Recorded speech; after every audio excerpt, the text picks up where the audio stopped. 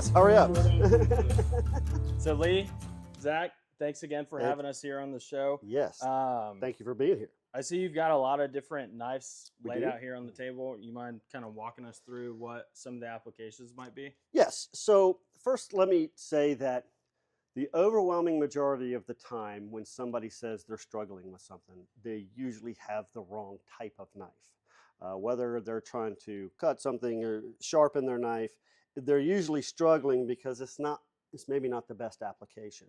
And let's face it, it's a complicated world with all of these different grinds and blade shapes.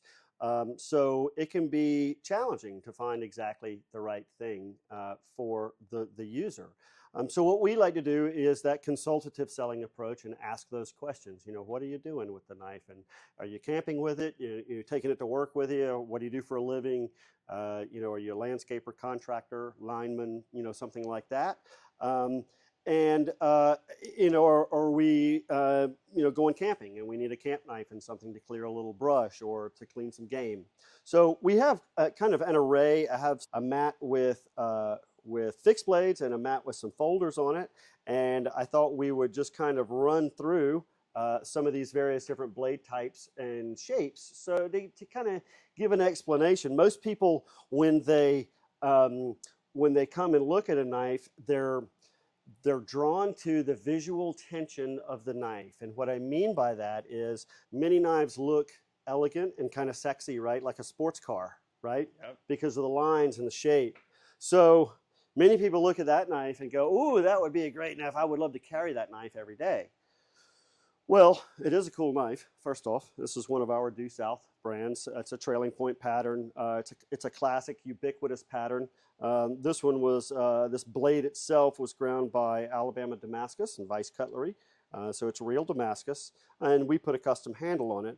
But this is a trailing point blade. Notice how high up the tip of this blade is. So this has a very specific usage. And if you carried this knife every day and tried to open Amazon packages with it, you would be frustrated with the knife. It wouldn't be the ideal knife for that application.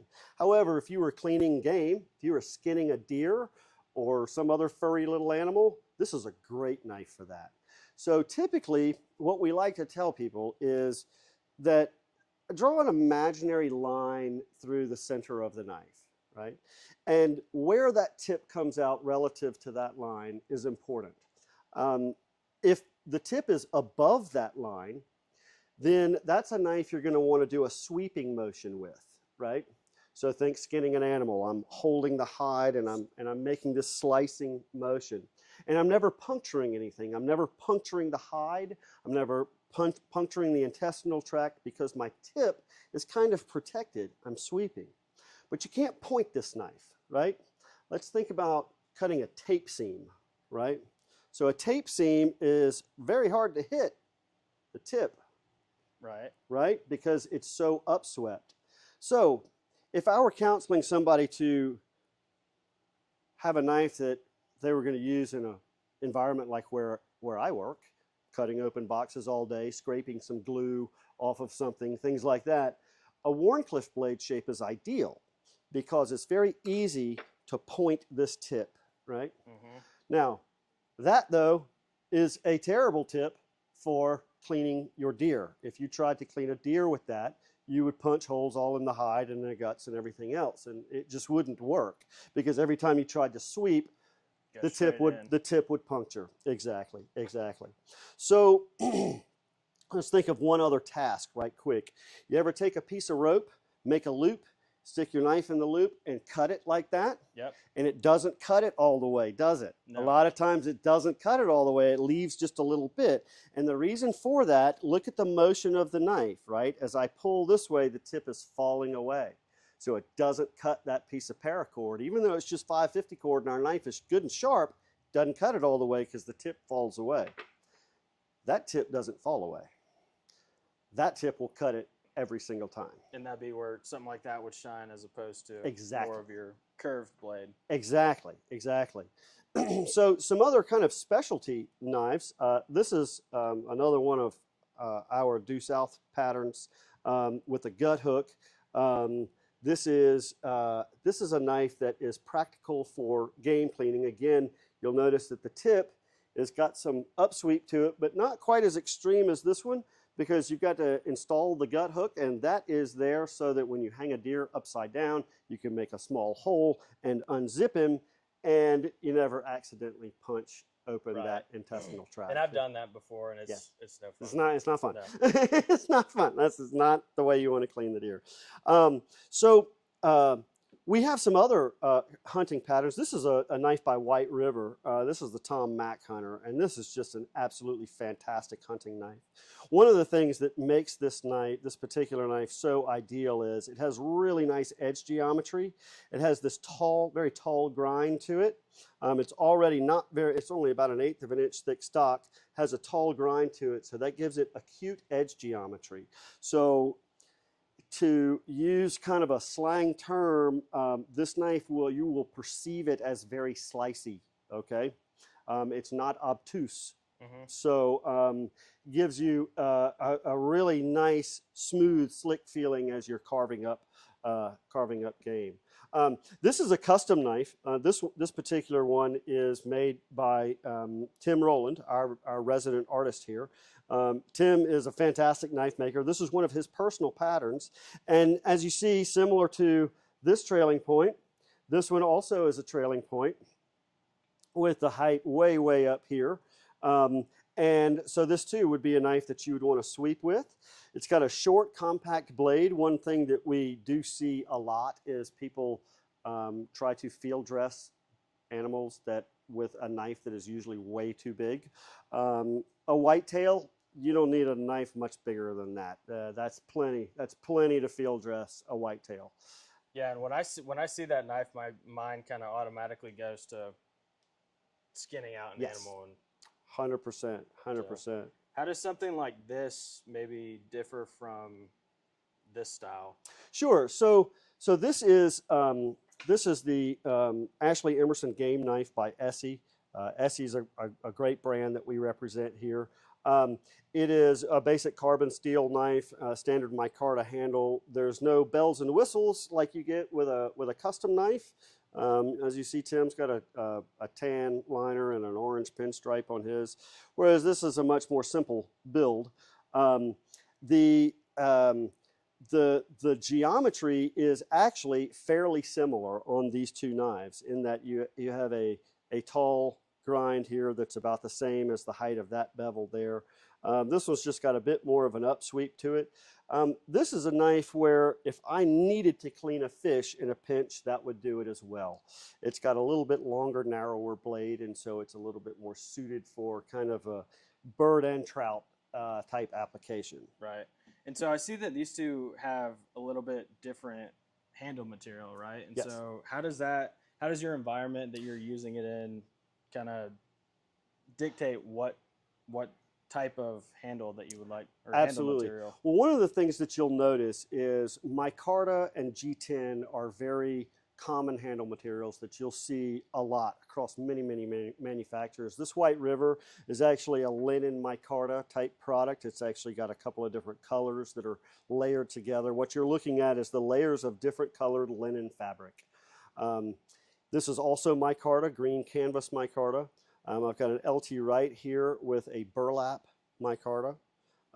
That's a very popular product. That was actually the material that I used to build my first knife. Yes. Yeah. So it was popularized back in the 1960s for knife handles, but the product actually goes way further back than that. It was created as an electrical insulator by Westinghouse in the 1920s. And they needed something to be able to mount electrical circuit boards to that was non-conductive, that was very dimensionally stable, that wouldn't melt if it got really hot. And so micarta made with phenolic resin has been that answer. And so the product has been around for a long time, but it makes a great knife handle because it doesn't melt when it gets hot.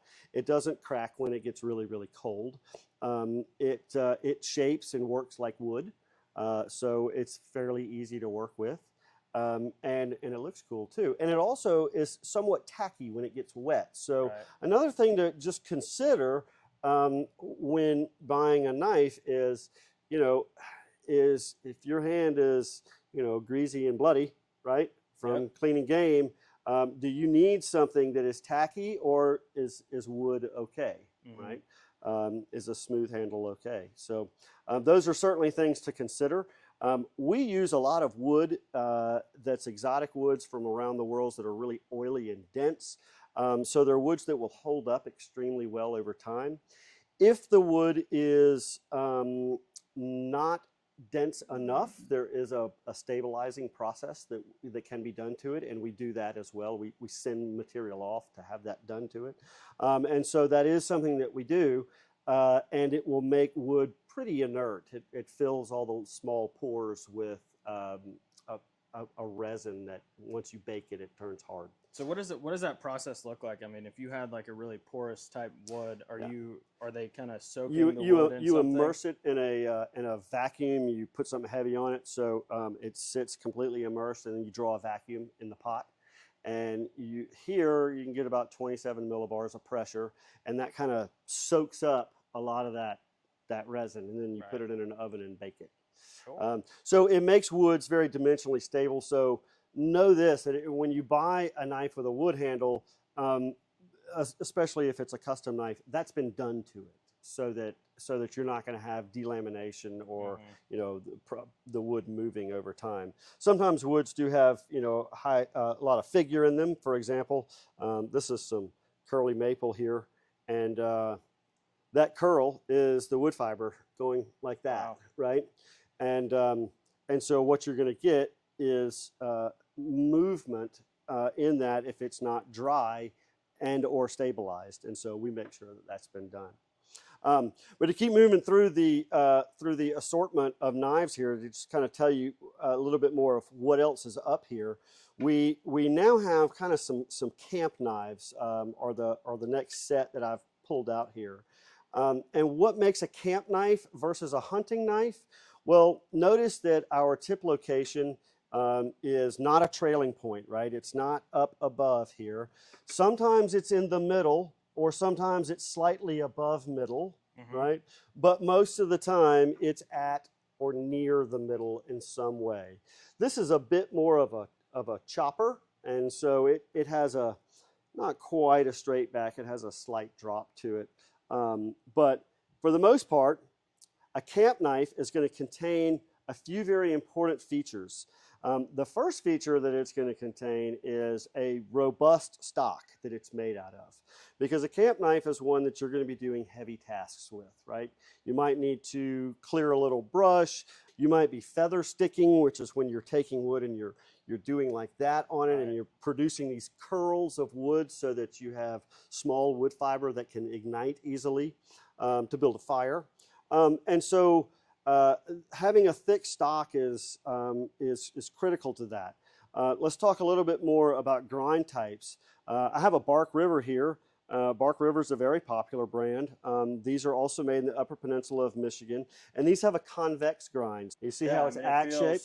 It feels exactly like an axe. It feels like an axe, exactly. So that convex shape puts a lot of mass behind the cutting edge. Now, your perceived sharpness is not nearly as high as this Tom Mac Hunter, right?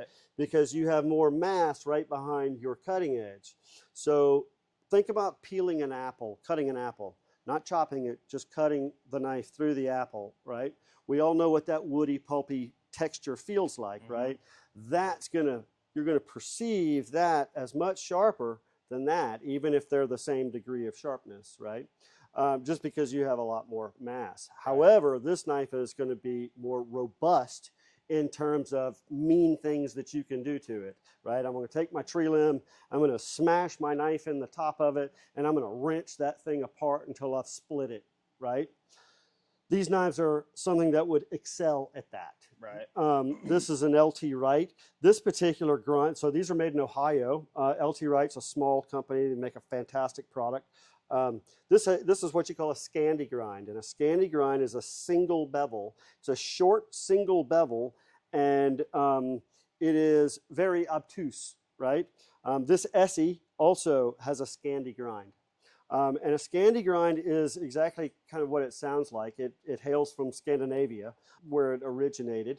And most Scandinavian outdoor knives are all Scandi like that, whether they're from Finland, Sweden, or Norway, or Denmark. So Scandi grind is very popular. Another feature of these is a lot of times a camp knife will have a 90-degree spine, whereas other knives, you may want to soften that spine. So if you put your thumb out there to kind of bear down a little bit, it's softer.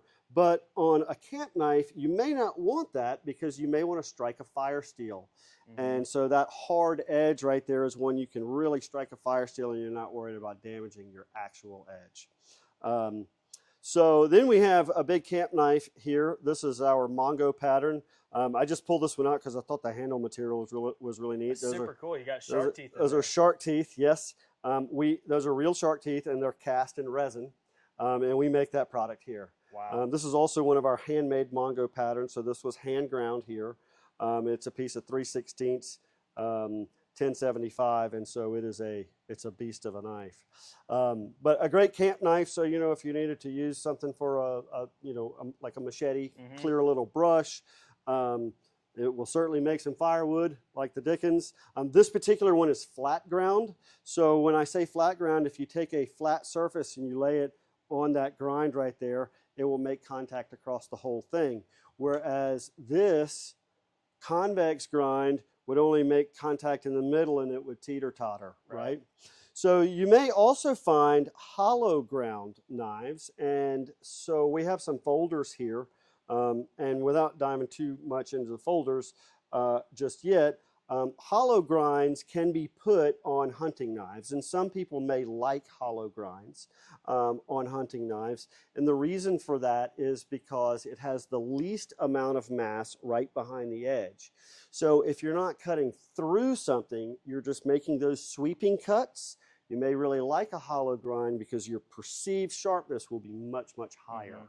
And so would that kind of come into play when you're trying to, separate out the seams of meat on a deer, for example? Bingo, precisely. So, think about the geometry of a cleaver, for example. It too has this big convex edge, right? Because you're taking that cleaver and you're smashing it through bone, right? Or trying to separate where two bones are meet, right? So when you have a hollow grind, you have the opposite of that. So you have the weakest edge. So you wouldn't want to be taking your hollow grind knife and smashing it into hog bones, right? Because it has the least mass behind the edge. However, if you are trimming that meat, right, a hollow grind will do a very nice job. Okay. So before we go on to folders, let me just mention a little bit more about some outdoor knives. I've got a couple of fillet knives here. This one is made also by White River. We mentioned them before. They make this knife in the Upper Peninsula of Michigan. It's a fantastic product. It has a cork handle. It's featherweight. This is the classic gentleman's fillet knife. Right. So if you fish for stripers on Lanier or you go down to the Gulf, it's 440C. It's stainless. It's not going to rust. If you like snapper out of the Gulf, that would be the knife to take right there. The Meat Crafter is another fantastic knife by Benchmade. It's made in a number of different ways.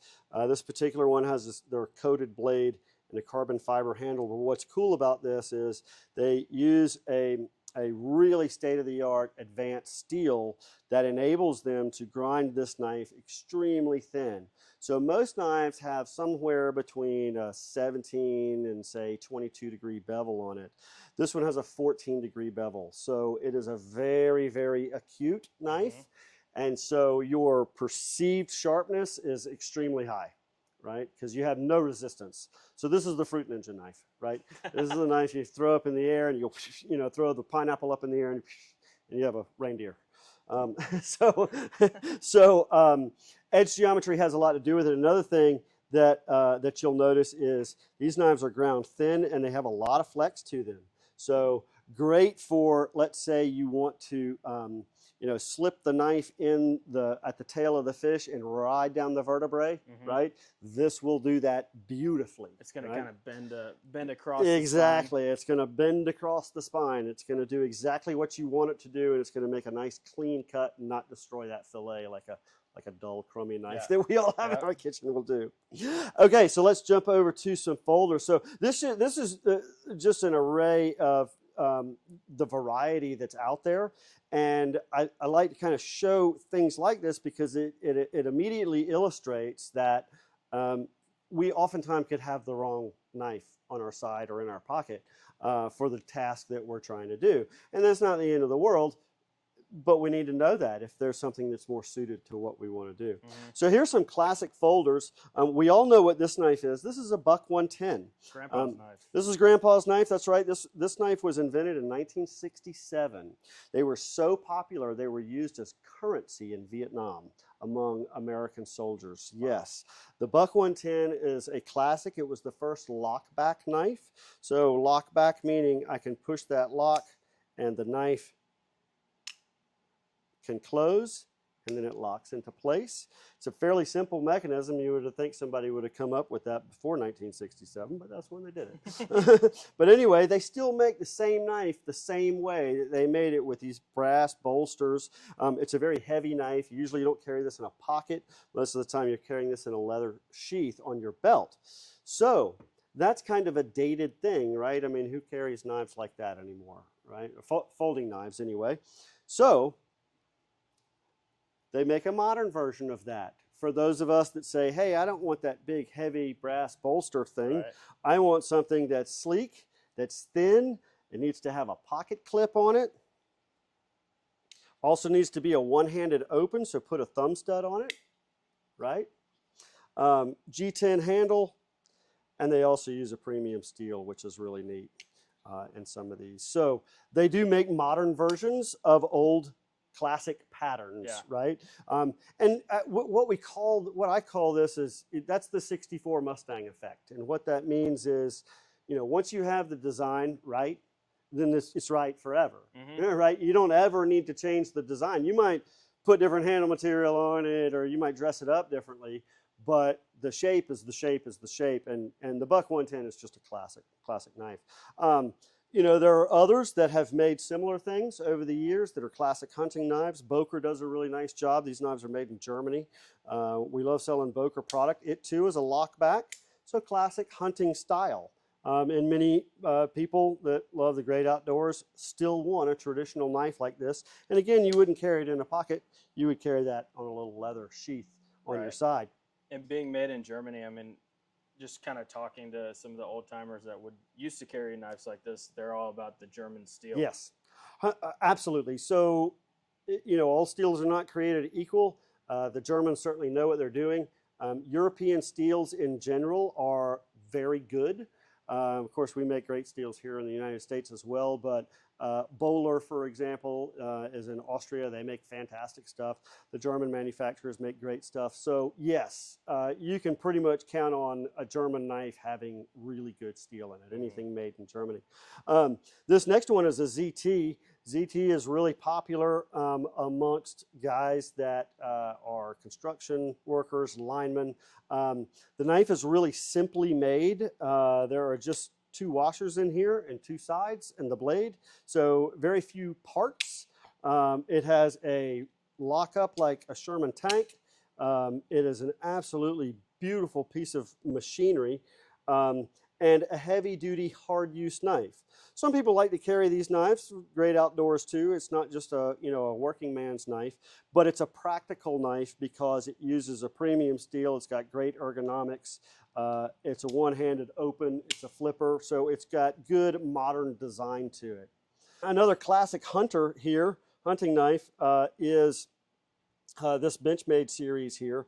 They actually have this knife in a couple of different sizes with this beautiful cocobolo wood to it. They use an axis lock mechanism, whereas that uses a frame lock. So all I'm doing is just pulling this back, and that takes all the tension off of the blade. It's a handy mechanism. People really get the hang of it pretty quickly. It's easy to learn how to manipulate. Benchmade makes just a world-class product, absolutely. They have another one here. This one's called the Tagged Out. It also uses that axis lock mechanism, and this is an ultralight. So let's say you're backpacking into the woods, right? You're going to go hardcore. This would be a great knife to take.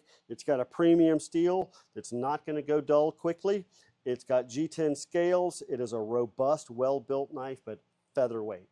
So great knife if you got to pack it in somewhere. Yeah, and especially backpacking, because I know those guys they're all about as light as possible. I mean, ounces matter. So ounces do matter when you're backpacking and you're schlepping that weight on you all day long. That's a practical knife for that application. Plus, it's bright orange too. You can use it as something to signal with. Lion Steel, we've mentioned them earlier. They're a classic manufacturer. They make an absolutely beautiful knife as well. We said earlier, if you like Benelli shotguns, if you like Italian food, Italian sports cars, you will love Italian knives.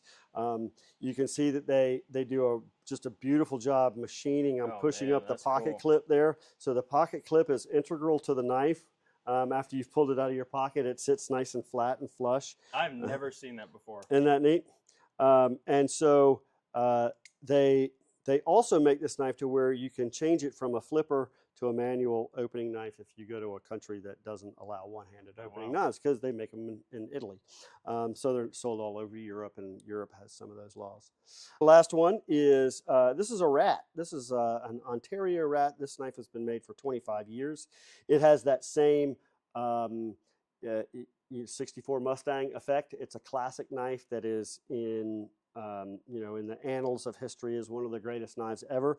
But a lot of guys use this as an outdoor knife, as a working man's knife. It's a good camp knife. What makes it practical is that it has two steel liners.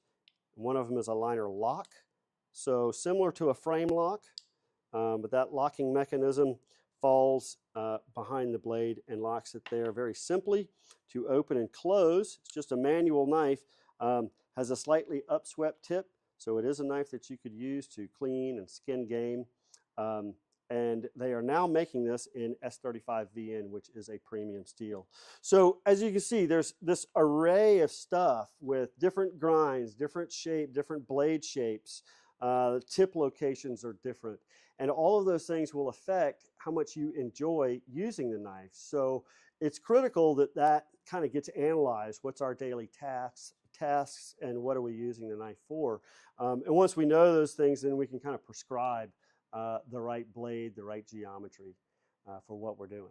So obviously we went over a whole bunch of different options here. And so somebody like myself who enjoys to go out in the woods, to go hunting, love to go fishing, kind of just being outside really. Which of these styles and which of these blade types would you suggest would be my kind of like do everything knife? Sure. Well, so it's a great question, because people say, well, I kind of do more of this and kind of do a little bit more of that, but I want a knife that I'll carry on me and kind of do everything.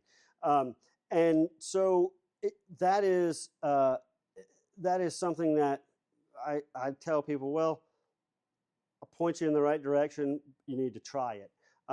In what you just described, I would pick either one of these as a daily carry. I really would. Even though this is more specifically a hunting knife, it's a great daily carry knife.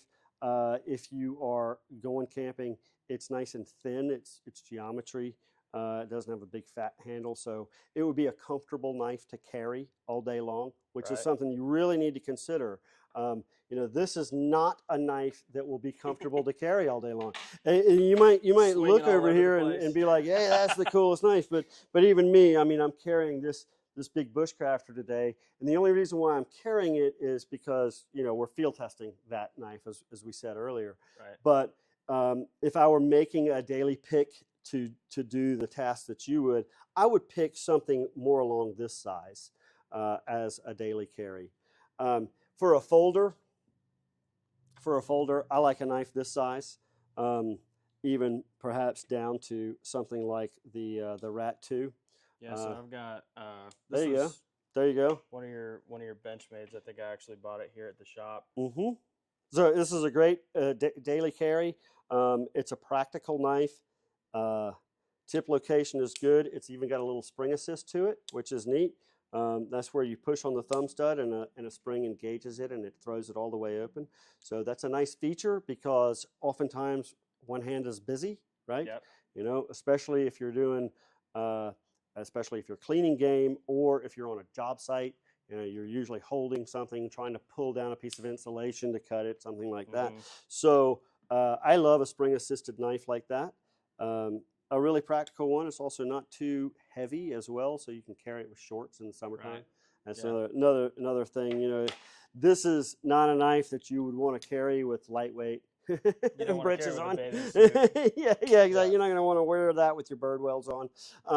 But something lightweight, that would make a very practical choice. And one other thing to say about steel that's very a very important thing to mention here is we have a wide array of different types of steel that are on the table right here, and that is an extremely deep rabbit hole. Steel technology is changing rapidly. I tell people every day it's kind of like it's moving like medical technology.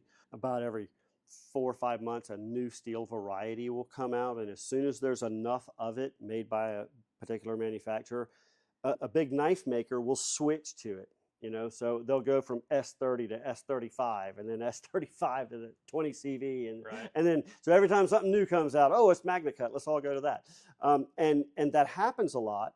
I can help people boil that down to one simple metric, and that is, how much do you like to sharpen? Are you good at sharpening?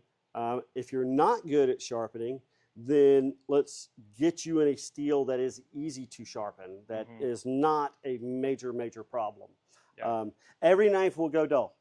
Some will hold their edge much longer than others, but every knife will eventually go dull.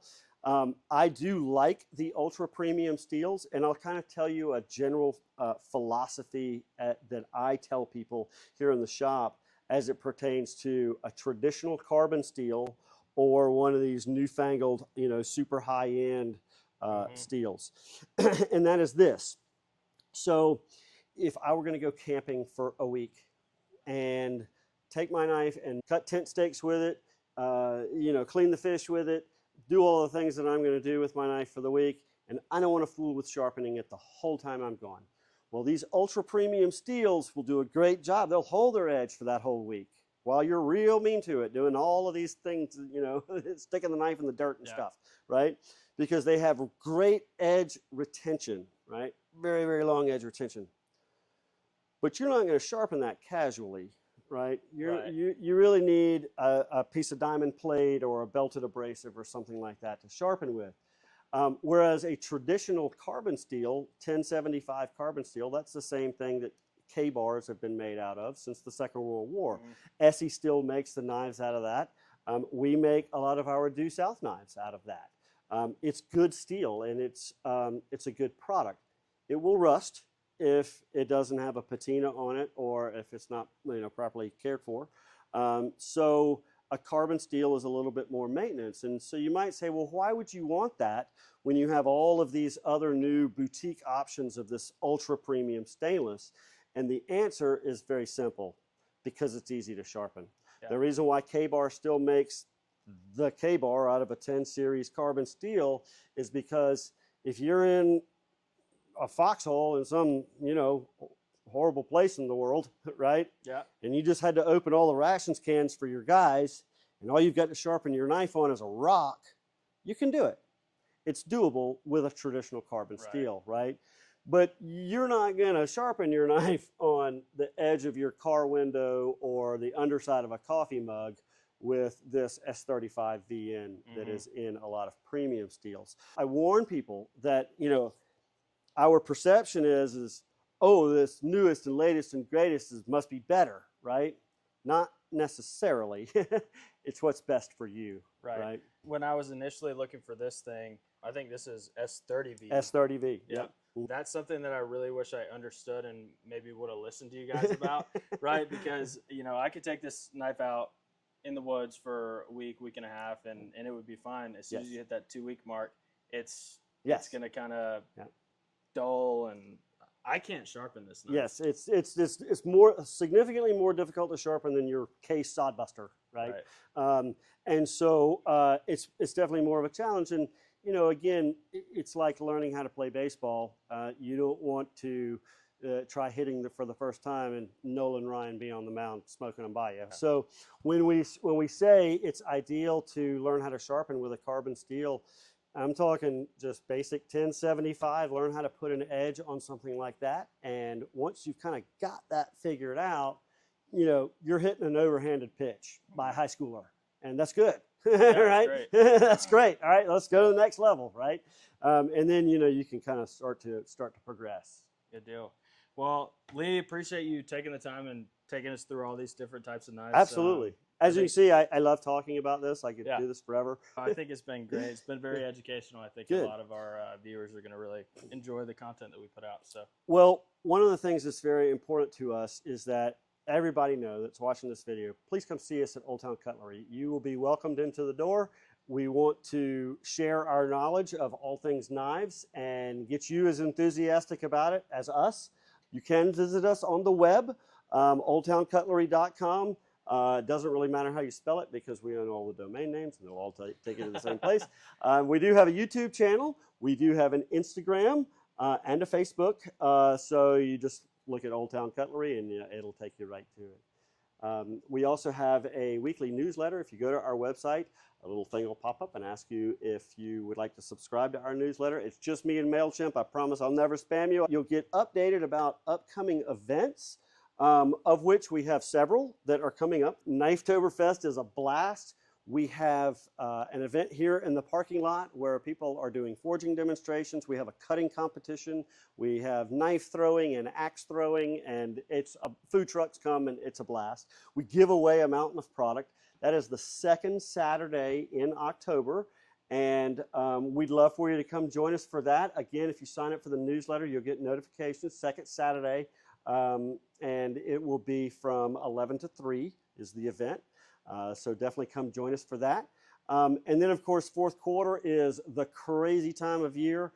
Everybody is trying to go hunting and enjoying the fall weather, but also while you've maybe have a rainy day or something like that, swing into Old Town Cutlery because that's the time of year when the mountain of product is moving through and you get to see Get some in of early, the man. Get in early. We learned that waiting till the last minute yes is never a good thing, right? We know That's with right. bows, with repairs, all these things, no different with cutlery, right? Get your hands on that early That's stock. right. And, Lee, this was fantastic, man. Well, thank you. The amount of information, I can count at least 10 tidbits that you dropped today that I just didn't know of. Yes. And that's the beauty of coming in here. You get that service, right? And the product's phenomenal. So I want to thank you. I know you probably, this was for you. Oh, This is awesome. I'm just like, tell me which one I need so I can go do the work. Yeah. But, and it just to belabor one other point is, again, it is very much prescriptive selling. Absolutely. We don't want to say, buy this, buy this, buy this, buy this. If that's the wrong knife, then you go home and you're like, you don't have a positive experience. And so we want to build a relationship with customers for long periods of time, for the life of our business. And as long as we're standing up doing it, and as long as the customers still want to come in and see us, we want to build that relationship with people. And that's what it's about, man. And, absolutely. And again, thank you for opening the shop doors. We will be putting all of the information to get in touch with Lee, the shop, and the events on our social medias as well. And we'll be sending out some of this information along in the show notes, both on the audio and the video. That way we know exactly where to send folks. Fantastic. Lee, it was an absolute pleasure, sir. We'll definitely be seeing you guys again. All right, guys, as always, this is Victor. And I'm Zach. And I'm Lee. With Old Town Cutlery. First Tracks. Thank you guys for joining us, and we'll catch you next time. Appreciate it, guys.